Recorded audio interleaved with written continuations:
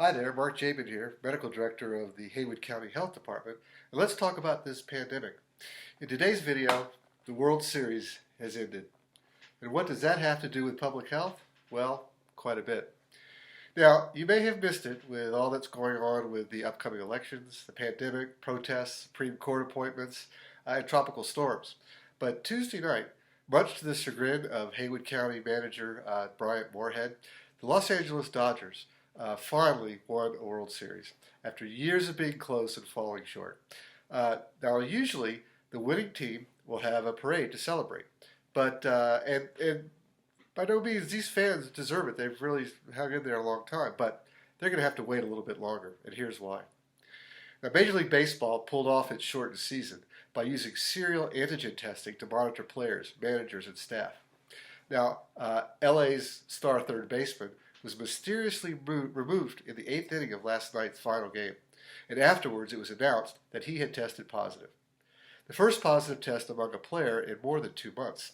And to make it worse, that player ran around the field after the game celebrating with his teammates, and likely giving at least some of them a special victory present. Now, the league is testing everyone since then. It's testing everyone that was there. But now they should all be quarantined for 14 days. That's following the guidelines. The results don't affect the length of that quarantine. So no parade in the streets of LA this week. Those tortured fans will have to wait a little bit longer. And I can hear Bryant snickering. You know, we've seen it in the White House.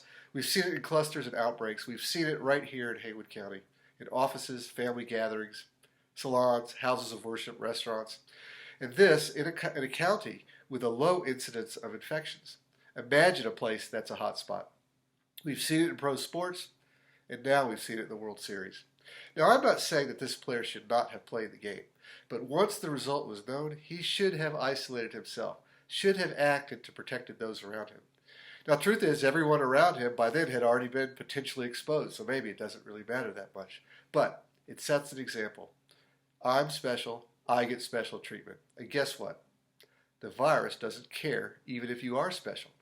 That false sense of power, control, and importance is of no protection with this virus. And it leads to a false sense of security.